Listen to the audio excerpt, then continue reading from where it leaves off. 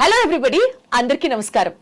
యూజువల్గా మీ పిల్లల్ని ఏం చేయాలనుకుంటున్నారు అని అడిగినా, పిల్లల్ని మీరేమవుతారు అని అడిగినా, ఇప్పటికీ కొన్ని జనరేషన్స్ నుంచి రెగ్యులర్గా మనం వింటున్న ఆన్సర్ డాక్టర్, ఇంజనీర్, ఇప్పుడిప్పుడు కొంచెం కొంచెం ఏదో సిఏ అన్న పదం కూడా గట్టిగా వినిపిస్తోంది. అక్కడక్కడక్కడక్కడ కొంతమంది పిల్లలు ఏమన్నా వేరే ప్రొఫెషన్స్ మాట్లాడగలుగుతున్నారు. కానీ నాతో సహా నా ఎక్స్పీరియన్స్ని కూడా యాడ్ చేసుకుంటూ, మరి మీ పిల్లల్ని ఐఏఎస్ వైపుకి ఏమన్నా పంపిస్తావా, సివిల్స్ ఏమన్నా రాయిస్తావా అని అడిగితే, అమ్మ బాబోయ్ దేశం అంతా రాసే ఎగ్జామ్ అది, మనకంత సీన్ లేదు, మన పిల్లలు అక్కడ కష్టం, అసలు ఐఏఎస్ లెవెల్ ప్రిపరేషన్ అంటే ఏ స్థాయిలో ఉండాలో అని చెప్పుకుంటూ సర్దుకుంటూ ముందుకు గడిపేస్తూ ఉన్నాం. కానీ నిజంగా ఐఏఎస్ని ఎలా చదవాలి, ఎలా క్రాక్ చేయాలి, అసలు ఐఏఎస్ మనం ఊహించినంత ఓ పెద్ద భూతంలా కాదు, స్టిల్ దాన్ని సింప్లిఫై చేయొచ్చు, అట్లీస్ట్ ఐఏఎస్ గురించి మనం కూడా మన డ్రీమ్స్ని ఎక్స్ప్లోర్ చేయొచ్చు అన్నొక స్థాయికి వెళ్ళాలి అన్నదే ఈ ప్రోగ్రామ్ యొక్క ముఖ్య ఉద్దేశం. అయితే అసలు ఈ ప్రోగ్రామ్ యొక్క ముఖ్య ఉద్దేశం ఏంటి, స్టూడెంట్స్కి ఏం చెప్పాలనుకుంటున్నారు, ఈ అంశాల గురించి నేను నా ఇంట్రడక్షన్లో చెప్పిందే కాదు, ఇంకాస్త డీటెయిల్డ్గా ఎలాబొరేటెడ్గా ప్రముఖ ఐఏఎస్ ట్రైనర్ అఖిల రాఘవేంద్ర గారు ఉన్నారు. ఆయన్ని అడిగి తెలుసుకుందాం. రాఘవేంద్ర గారు నమస్తే. నమస్తే, థ్యాంక్ యూ సో మచ్ అండి. ఎందుకంటే నేను చెప్పాను కదా, ఐఏఎస్ అవన్నీ మన వల్ల కాదు అనుకునే వాళ్ళు చాలా మంది ఇవాల్టి రోజు కూడా ఉన్నారు.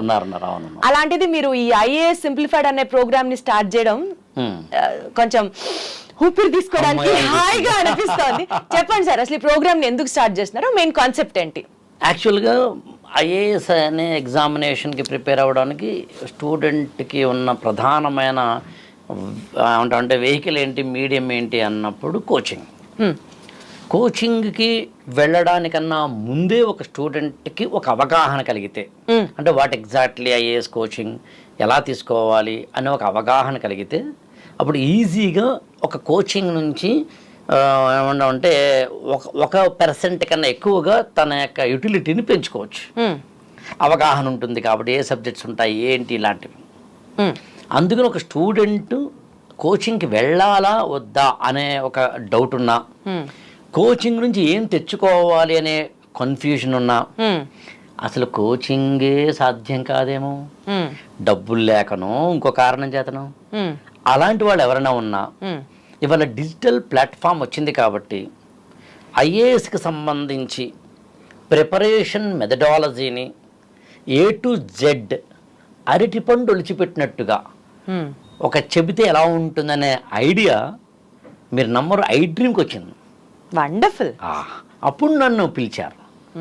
అప్పుడు iDream ఈ సంస్థతోటో లేదా ఇక్కడ ఉన్న వారితోటో, ముఖ్యంగా సంస్థ అధినేతతో నాకున్న దాదాపు 20-25 ఏళ్ల పరిచయం వల్ల ఈజీగా చేద్దామని, అందులో ఒక డిజిటల్ బోర్డు ద్వారా ఒక స్టూడెంట్కి అసలు ఇందులో ఏమేమి సబ్జెక్ట్స్ ఉంటాయి, ఏ సబ్జెక్ట్స్ని ఎలా చదవాలి, ఏ సబ్జెక్ట్స్కి ఏ పుస్తకాలు ఉన్నాయి, తెలుగు మీడియమా ఇంగ్లీష్ మీడియం అనే కన్ఫ్యూజన్ ఉంటే ఎట్లా, ఎథిక్స్ కానీ ఎస్ఏ కానీ జనరల్ స్టడీస్ కానీ ఇతరత్ర కానీ చదవాలంటే ఏం చేయాలి, ఇంగ్లీష్ ఎంతవరకు రావాలి, తెలుగు ఎంతవరకు రావాలి, ఆప్షనల్ ఎలా సెలెక్ట్ చేసుకోవాలి, అసలు కోచింగ్ తీసుకోవాలి అక్కర్లేదా.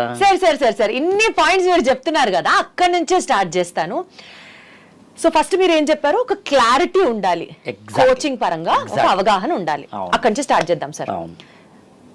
ఐఏఎస్ ని ఢీగొనాలి అని అంటే కోచింగ్ ఉండాలా ఉండకూడదా అనేది చాలా ఫూలిష్ క్వశ్చన్ అని నాకు తెలుసు. కానీ ఐఏఎస్ కోచింగ్ లో మారుతున్న ట్రెండ్స్ తెలుసుకుంటే అప్పుడు మనకి ఆ క్లారిటీ అనేది ఎస్టాబ్లిష్ అవుతుంది. సో ఏంటి సార్, ఎలా మారుతూ వచ్చింది, ఇప్పుడు మనం ఏ ట్రెండ్ లో నిలబడి ఉన్నామో చెప్పండి. భలే క్వశ్చన్ అడిగారండి. ఇది ఒక గత 10 ఏళ్లుగా ఐఏఎస్ కోచింగ్కి సంబంధించిన అంటే నేచరు మారుతూ వస్తాం. ఇవాళ సమాజం అంతా మారింది. ఒకప్పుడు మనము ఇండ్లలో వంటలు వండుకోవడం లాంటివి కంపల్సరీ చేసేవాళ్ళం. గెస్ట్ ఎవరైనా ఇంటికి వస్తే ఇంటికి వచ్చిన గెస్ట్కి మనం వండి పెట్టడం అనేది అతిపెద్ద గౌరవంగా అనుకునేవాళ్ళం. అలాంటిది ఇవాళ నేను మీ ఇంటికి వచ్చాను అనుకోండి, ఏ మధ్యాహ్నం 1 గంటకు వస్తే మీరేమీ మీ అమ్మగారు లోపలికి వెళ్ళి వండాలా, మీ అత్తగారు లోపలికి వెళ్ళి వండాలా, ఏం ఒక్కర్లేదు. యాక్చువల్గా ఫ్యామిలీ మెంబర్స్ అందరం హాల్లో కూర్చొని మాట్లాడుకుంటున్నాం. ఈలోగా స్విగ్గీకో జొమాటోకో దేనికో ఆర్డర్ ఇచ్చేలోపు మీకు ఏ హోటల్ ఇష్టం అండి అంటున్నారు. యాక్చువల్గా అంతే కదా. అంటే మారింది. ర్యాపిడో లాంటివో, జొమాటో లాంటివో, లేకపోతే ఇతరత్ర లాంటివో ఎలాగైతే మనకి అనేక రూపాల్లో మన జీవితంలోకి వచ్చాయో, అలా డిజిటలైజేషన్ వల్ల ఐఏఎస్ కోచింగ్ కూడా మారింది. ఓకే, సో అది ఇప్పుడు కరెంట్ ట్రెండ్ అంటారు. Current trend. అందులోనూ మరీ లేటెస్ట్ ట్రెండ్ ఏంటంటే ఆర్టిఫిషియల్ ఇంటెలిజెన్స్. ఓ, చాట్ జీపీటీ అనేది ఒకటి ఉంటే, మెటా ఏఐ లాంటివి ఏవైనా మీకు ఒక 2-3 ఉంటే, వాటి ద్వారా మాత్రమే ఐఏఎస్ కోచింగ్ మొత్తం పూర్తి చేసుకోవచ్చా అనిపించేంత ఉంది యాక్చువల్గా. అసలు ఎంత హాయిగా ఉందో తెలుసా ఈ మాట వినడానికి కూడా. మీకు హాయిగా ఉంది కానీ కోచింగ్ సెంటర్ అధినేతలకి లేదు, కోచింగ్ ఇచ్చే వాళ్ళకి కొంచెం ఏమంటామంటే గుండె లబలబలాడేలా ఉంటుంది. ఎందుకనంటే స్టూడెంట్. కానీ విచిత్రం ఏంటంటే ఇక్కడ చాలా ఒక చిన్న కాంబినేషన్ చెప్తాను మీకన్నా. ఫస్ట్ లెవెల్ ఏంటంటే స్టూడెంట్కి అసలు ఏం కోచింగ్ తీసుకోవాలి, ఎలా కోచింగ్ తీసుకోవాలి, కోచింగ్ తీసుకోలేని పరిస్థితి ఉంటే ఎట్లా తను మౌల్డ్ చేసుకోవాలని. సెకండ్ లెవెల్ ఒక గైడ్ని కానీ, మెంటార్ని కానీ, కోచింగ్ సెంటర్ని కానీ ఒక అంటే అసోసియేట్ అయినప్పుడు ఏ విధంగా నన్ను నేను మలుచుకోవాలి. థర్డ్ స్టేజ్ ఎగ్జామినేషన్ అంటే యూపీఎస్సి నీ నుంచి ఏం ఎక్స్పెక్ట్ చేస్తుంది, నీ నుంచి ఎక్స్పెక్ట్ చేస్తుంది, నువ్వు ఇస్తూ ఉన్నావా లేదా.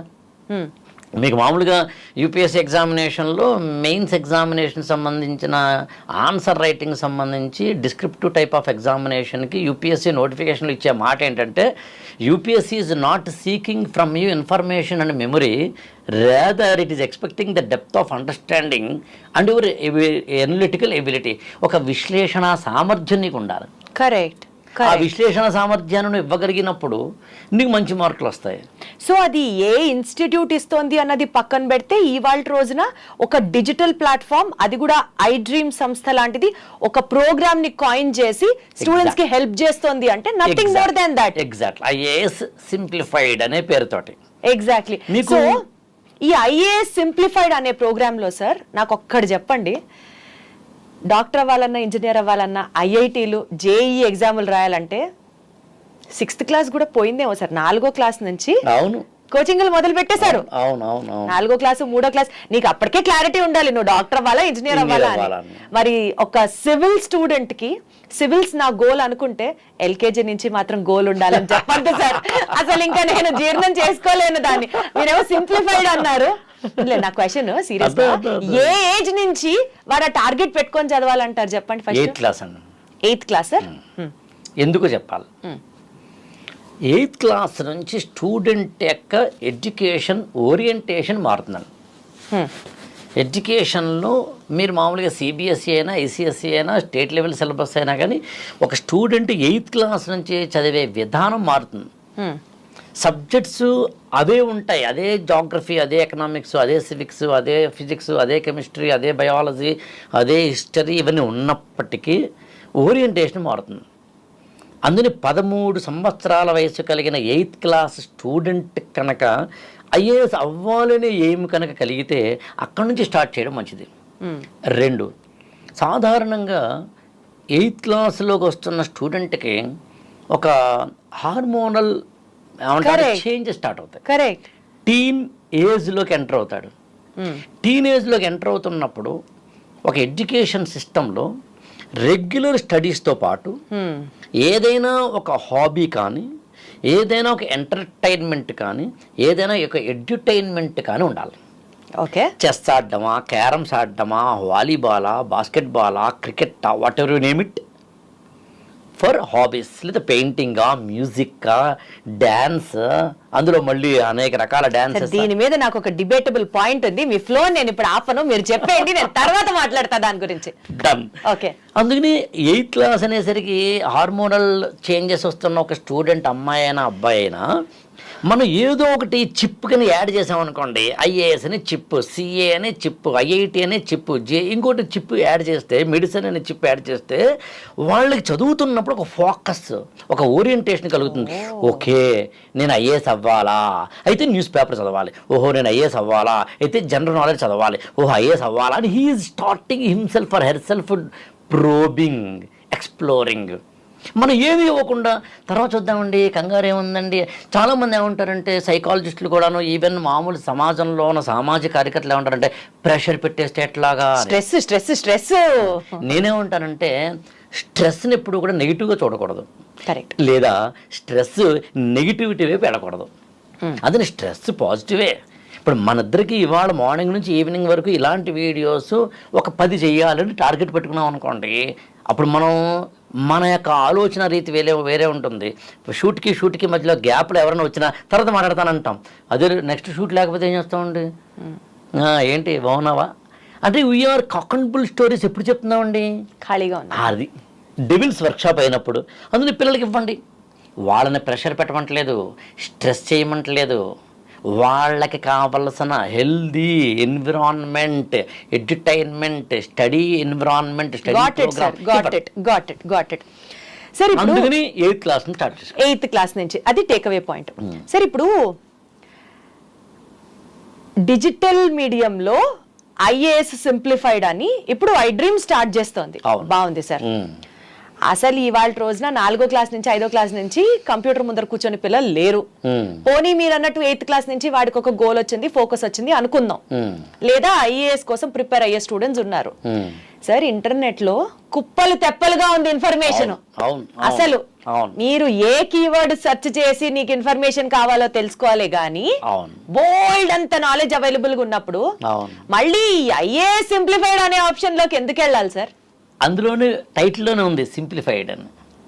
అంటే ఏం చేస్తారు ఈ ఎపిసోడ్ లో అంటే ఇదివరకు ఇన్ఫర్మేషనే దొరికేది కాదు. When we were preparing for civil services. మీరు కూడా సివిల్స్ కి ప్రిపేర్ అయ్యాను. నేను 94లో డిగ్రీ అయిన తర్వాత 95 నుంచి 98 వరకు ఐఏఎస్ ఎగ్జామినేషన్కి ప్రిపేర్ అయ్యా. ఇంటర్వ్యూ దాకా వెళ్ళా. 1999 మే 12 మధ్యాహ్నం 2 గంటలకి నా ఇంటర్వ్యూ ఢిల్లీలో. సో ఐఏఎస్ ప్రిపేర్ అయిన వ్యక్తిని, గత 25 ఏళ్ళుగా ఐఏఎస్ కోచింగ్ ఇస్తున్న వ్యక్తిని. సో అందుకని అక్కడ కూర్చున్నాను, ఇక్కడ కూర్చున్నాను. అండ్ ఏదో ఒక సామెత చెప్తారు చూడండి sir, well versed patient is more better than an experienced doctor అని. The failed IAS aspirant is the best tutor. అందుకని లాజికల్గా చూస్తే కోచింగ్లో ఒకప్పుడు అసలు మాకు దొరికేది కాదండి. మరి ఇవాళ ఇన్ఫర్మేషన్ ఎక్కువైందండి. మీరు ఐఏఎస్ బుక్స్ లిస్ట్ అని కొట్టండి, యూట్యూబ్ గూగుల్లో సెర్చ్ చేయండి. ఐఏఎస్ బుక్ లిస్ట్ అని కనుక మీరు యూట్యూబ్లో లేదా కనుక ఏదైనా ఒక గూగుల్లో సెర్చ్ చేస్తే కొన్ని 100 వెబ్సైట్స్ ఇస్తాయండి. అంటే ఇదివరకు ఇన్ఫర్మేషన్ లేక మనం బాధపడ్డాం, ఇప్పుడు ఇన్ఫర్మేషన్ ఎక్కువై కంగారు పడుతున్నాం లేదా కన్ఫ్యూజ్ అవుతున్నాం. 100% సార్ కరెక్ట్. సో ఏది చదవాలి, ఎంత చదవాలి, ఏది అవసరం, ఎలా చదవాలి, ఐఏఎస్ సింప్లిఫైడ్ లో వస్తుందన్నమాట. అప్పుడు ఏం చేస్తున్నాను నేను, అసలు ఏమేం ఇందులో సబ్జెక్ట్స్ ఉంటాయి ఒక ఎపిసోడ్ చేద్దాం. సబ్జెక్టులకి ఏం పుస్తకాలు చదవాలి ఒక ఎపిసోడ్ చేద్దాం. ఈ పుస్తకాల లోపల ఏమేమి ఉంటాయి, చాప్టర్స్ ఏముంటాయి ఒక ఎపిసోడ్ చేద్దాం. ఒక సబ్జెక్టుకి ఉదాహరణకి మీకు జాగ్రఫీ ఉందండి, జాగ్రఫీకి NCERT 6th to 12th class చదవమని, కరెక్ట్, గోచింగ్ లియాంగ్ చదవమని ఇలా 5-6 పుస్తకాలు చెప్తారు. అంటే అన్ని యూట్యూబ్ వెబ్సైట్స్ మీరు కనుక వెళ్తే అనేకమైనవి చూడడం ద్వారా ఒక సబ్జెక్టుకి 5 నుంచి 8 పుస్తకాలు లిస్ట్ వస్తుంది. కానీ 5 నుంచి 8 పుస్తకాలు అక్కర్లేదు. అంటే మనకు ఉదాహరణకి ఏదైనా ఒక పెయిన్ కిల్లర్ కావాలి అని కనుక మన గూగుల్ని అడిగితే ఎసిక్లోఫెనాక్ లాంటివి ఏవో మొదలుకొని చాలా చాలా ఇస్తుంది. యాక్చువల్గా డోలోను ఇస్తుంది, సారిడాన్ని ఇస్తుంది. కానీ ఏం తీసుకోవాలి? నీకు ఇండైజెషన్ వల్ల వచ్చిన హెడేక్, నీకు ఏదైనా కోల్డ్ ఎన్వైరన్మెంట్ వచ్చిన హెడేక్, ఇంకా ఏ కారణం వల్ల అనేది డాక్టర్ మాత్రం చెప్పగలుగుతాడు. అబ్సల్యూట్లీ. లేదా ఎవరో ఒక ఎక్స్పర్ట్ చెప్పాలి. అందుకని ఈ మార్కెట్లో ఒక సబ్జెక్టుకి ఇన్ని పుస్తకాలు ఉన్నాయి, కానీ ఇది చదవక్కర్లేదు, ఇది చదవచ్చు, ఇది చదవక్కర్లేదు, చదవచ్చు అని సింప్లిఫై చేయడం నా ఉద్దేశం. ఇప్పుడు ఒక స్టూడెంట్కి ఏం చదవాలి, ఏం చదవకూడదు, ఎంత చదవాలి, ఎంత చదవకూడదు అనే దానికి సంబంధించిన ఇన్ఫర్మేషన్ మనకి వెబ్సైట్స్లో కానీ యూట్యూబ్ ఛానల్స్లో కానీ విపరీతంగా దొరుకుతుంది. ఆ దొరికే ఇన్ఫర్మేషన్ని మనం తీసుకుని దాన్ని ఇది చదవండి, చదవక్కర్లేదు, ఇది చదివితే సరిపోతుంది, చదవకపోయినా పర్వాలేదు అనే దానికి సంబంధించిన అవేర్నెస్ క్రియేట్ చేయడం. Got it sir. ఇందులో ఒక మాటలో చెప్పాలి అంటే ఒక స్టూడెంట్ కనుక ఎప్పుడైనా ఐఏఎస్ కోచింగ్కి వెళ్ళాలా మానాలా, అసలు ఐఏఎస్ఏ తీసుకోవాలా మానాలా అనే కన్ఫ్యూజన్ ఉన్నా, అసలు ఏంటి ఇందులో ఏముంటుందో చూద్దాం అని తెలుసుకోవాలనుకున్నా, అసలు నేను ఐఏఎస్కి సూట్ అవుతానా లేదా అని సెల్ఫ్ చెక్ చేసుకోవాలనుకున్నా, కోచింగ్కి వెళ్లకుండా నన్ను నేను ఐఏఎస్ వైపు తీసుకెళ్లాలంటే ఏదైనా నాకు మంచి ఏమంటే స్ట్రీమ్ లైన్డ్ సైంటిఫిక్ లాజికల్ శంఖంలో పోసిన తీర్థంలా దొరుకుతుందా అని అనుకున్నా, ఒకవేళ ఐఏఎస్ కోచింగ్ వెళ్దాం ముందైతే నేను అవేర్నెస్ క్రియేట్ చేసుకోవాలి అనుకున్నా, 8th క్లాస్లోనో 9th క్లాస్లోనో ఇంటర్మీడియట్లోనో డిగ్రీలోనో కుర్రాడు సరే ఎప్పుడో కదా కోచింగ్ తీసుకుని ఐఏఎస్ ఎగ్జామినేషన్కి వెళ్ళేదంటే 21 సంవత్సరాలు దాటిన తర్వాత కదా, ఈలోగా I want to get awareness అనుకున్నా, న్యూస్ పేపర్లు చదవాలా అక్కర్లేదా, ఏ పుస్తకాలు చదవాలి, ఎందుకు చదవాలి, ఎన్సీఆర్టీలు కూడా అన్నీ చదవాలా, అన్నీ చదవక్కర్లేదు, ఎన్సీఆర్టీలో కూడా మళ్ళీ హిస్టరీ జాగ్రఫీ లాంటివి మాత్రమే చదివితే సరిపోతుంది, లేదా ఎకనామిక్స్ కానీ లేకపోతే ఇంకొక సబ్జెక్ట్ కానీ చదవాలా, పెద్ద పెద్ద పుస్తకాలు చదవాలా, లాంగ్ పుస్తకాలు చదవాలి, లేకపోతే కనుక మనోరమ ఇయర్ బుక్ లాంటిది కానీ, లేదా ఇండియన్ గవర్నమెంట్ వేసే ఇండియా ఇయర్ బుక్ లాంటివి కానీ చదవాలా అక్కర్లేదా, గవర్నమెంట్ రిపోర్ట్లు రోజుకి ఒక 5-6 వస్తూ ఉంటాయి మినిమం, అది కూడా కీ రిపోర్ట్స్, వాటన్నిటి చదవాలా అక్కర్లేదా, కరెంట్ అఫైర్స్ ఎలా చదవాలి, వెబ్ మ్యాగజైన్స్ ఎలా యూటిలైజ్ చేసుకోవాలి, అసలు ఫ్రీ కంటెంట్ ఇన్ని రకాలుగా మనకి దొరుకుతున్నప్పుడు దొరుకుతున్న కంటెంట్ అంతటినీ కూడా చదివేస్తూ వెళ్ళిపోవాలా, స్ట్రీమ్లైన్ చేసుకోవాలా. ఒక మాటలో చెప్పాలంటే ఒక తమ్ముణ్ణి చెల్లాయిని కూర్చోబెట్టుకున్న అన్నయ్యలాగా, కూతుర్ని కొడుకుని కూర్చోబెట్టుకున్న నాన్నలాగా, అతడు సినిమాలో డైలాగ్ ఉంటుంది, ఆడేంట్రా గులాబీకి అంటు కట్టినట్టు గోడన కట్టినట్టు ఇంత సింపుల్గా చేశాడు. అలా ఐఏఎస్ ప్రిపరేషన్ అనే యజ్ఞాన్ని సింప్లిఫై చేయడమే ఐ డ్రీమ్ వేదిక ద్వారా మనం అందిస్తున్న IAS simplified program. Wonderful sir. ఇంకా నేను కంక్లూడ్ చేయడానికి కూడా మీరు కామాలు ఎక్కడ ఇవ్వకుండా మొత్తం చెప్పేశారు కాబట్టి ఒక్క మాటతో అయితే నేను కంక్లూడ్ చేస్తాను. సో బేసికల్లీ ఇన్ని యాంగిల్స్ ఆయన చెప్పిన తర్వాత ఒక్క చిన్న మాట, ఐఏఎస్ సివిల్స్ అన్న థాట్ మీ మైండ్లోకి వస్తే this is the best platform అని నేను చెప్పొచ్చు. గురుముఖంగా మీరు నేర్చుకోవాల్సినవన్నీ నేర్చుకుంటూ ఉంటారు, కానీ ఏకలవ్య శిష్యుడిగా ఈ ప్రోగ్రామ్ని కనుక మీరు ఫాలో అయితే సక్సెస్ తథ్యం అని నా మనస్సాక్షి నాకు చెప్తోంది. So wishing you all the very best sir. ఈ ప్రోగ్రామ్ జనాలకి హెల్ప్ అవ్వాలి అని మనస్ఫూర్తిగా కోరుకుంటూ, మీతో పాటు ఈ జర్నీలో నేను కూడా భాగమైనందుకు సంతోషంగా అనిపిస్తూ, let us start making IAS officers into the society through this episode. Super. Thank you.